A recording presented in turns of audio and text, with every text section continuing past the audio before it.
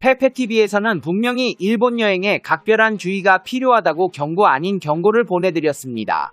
오늘은 지진과 쓰나미의 위험성을 우습게 보고 일본을 갔다가 비참한 말로를 맞은 이들에 대해 알아보겠습니다. 일본의 지진은 아직 끝나지 않았습니다. 일본에서 여진이 지속적으로 발생하며 피해가 커지는 가운데 운명을 달리한 자가 206명, 실종자는 52명에 달하고 있고 최소 565명이 부상을 입었다는 사실이 전해지면서 일본 여행을 준비하던 사람들의 계획에 차질이 빚어지고 있습니다. 특히나 이시카와 노토초에서는 지진 후에 부상이나 질병의 악화 등으로 재해 관련 희생자가 2명 확인되어 재해 관련으로 인한 희생자가 8명이 되었습니다. 새해 첫날 발생한 규모 7.6의 강진은 이 지역에서 3000년에서 4000년 간격으로 발생하는 대규모 지진이었다는 분석 결과가 나왔는데요. 도다 신지 도오쿠대 교수는 노토반도 북쪽의 활단층대가 연동해 강한 지진을 일으켰다. 이번 지진 규모는 이 지역에서 3000년에서 4000년 간격으로 발생하는 것이었다고 발표했습니다.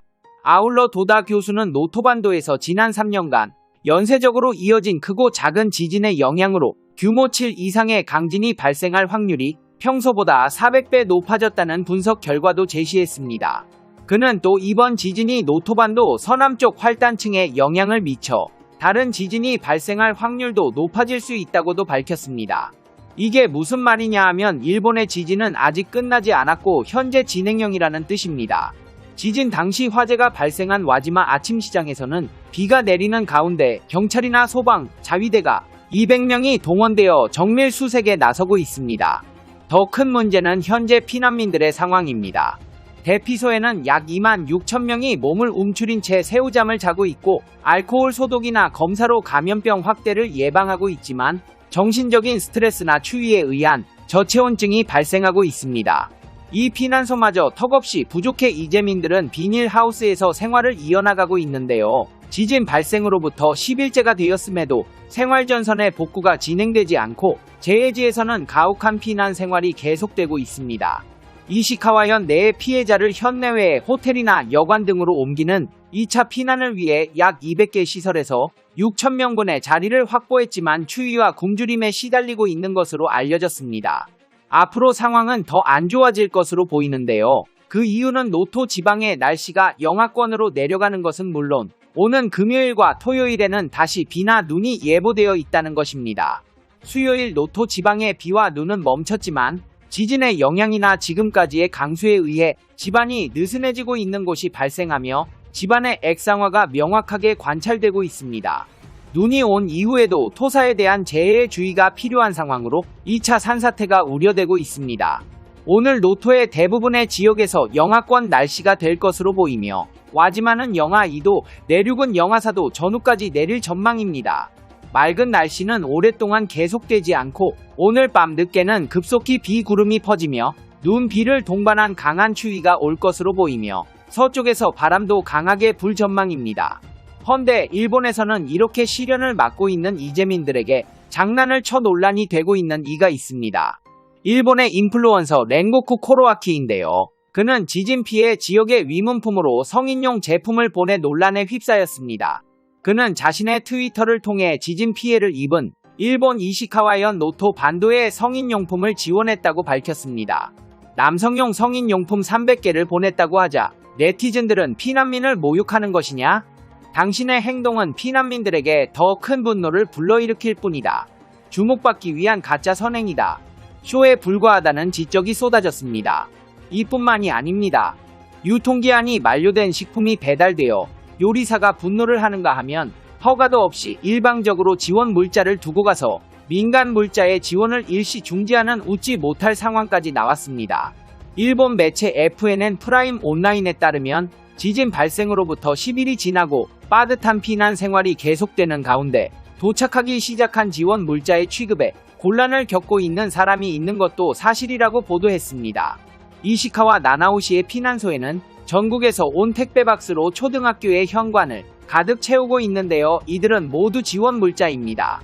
문제는 쓰레기를 보내는 사람들이 많다는 건데 그 중에는 헌옷으로 보이는 대량의 옷과 유통기한이 2019년 8월로 표기된 음료도 있었습니다. 이재민들은 이 물품들이 대부분 사용할 수 없는 쓰레기이며 피난소를 재활용장이라고 생각하고 있다. 어제는 나가노 번호판을 단 트럭이 와서 트럭 1개분의 용품을 투고했는데 쓰레기가 많았다. 이것은 빙산의 일각 같은 것이다. 레토르트 식품은 23년이 유통기한이고 호리카케의 유통기한도 2023년 12월 4일이다. 매일 대량으로 어떤 것인지도 모르는 용품들이 오고 있다고 했습니다. 자원봉사로 방문해 활동 중인 카와모토 노리오 요리사는 먹을 수 있는 것이 한 개도 없다. 바나나밖에 없다. 저녁밥을 만들 수 있는 재료는 거의 없다. 이 초등학교의 피난자는 약 250명으로 아침과 저녁 아울러 500인분 이상의 밥솥이 필요하다. 그런데 200명분 만드는 것은 불가능에 가깝고 매회 지원 물자에 쓸 수 없는 것도 많다는 현상에 복잡한 심경을 밝혔습니다.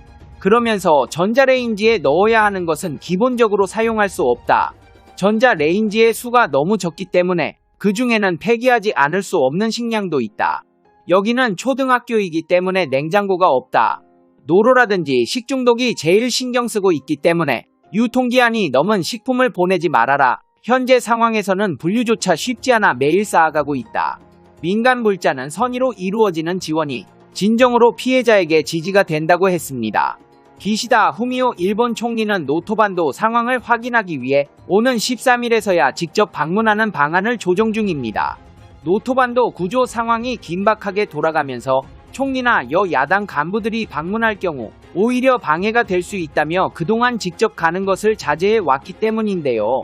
노토반도의 피해가 확대되면서 지진 복구를 위한 예산도 애초 5천억엔에서 1조엔, 약 9조 1천억 원으로 2배 늘리기로 했습니다. 문제는 지진 항공기 사고에도 오히려 일본 여행 가는 한국인들이 늘고 있다는 것인데요. 이들은 재난 사고에도 취소를 하지 않고 여행을 강행하고 있습니다. 지진 발생 당일 여행 전문 커뮤니티에는 일본 여행 취소를 우려하는 글이 수백 개 올라왔지만 지진 지역의 위치 정보가 공유되자 여행 정보는 다시금 활발하게 공유되고 있습니다. 위약금을 그대로 다 내야 하는 상황이다 보니 결정이 쉽지 않은 것입니다. 여행업계에 따르면 주요 여행사들은 일본 여행 상품 취소 시 기존 약관대로 수수료를 부과하기로 했습니다. 위약금 면제는 없다는 의미입니다. 실제로 여행사에서는 안전에 대한 소수 고객의 문의는 있었으나 아직은 실제 취소로까지 이어지진 않았다며 만일의 상황을 대비해 현지 파트너사를 통해 모니터링을 지속하고 있다고 했습니다. 일각에서는 일본 여행에 대한 수요가 한풀 꺾일 것이란 전망도 나오고 있습니다. 특히 강진 이후 여진이 지속되는 것이 가장 중요한 결정 요소라는 이야기가 나오고 있는데요.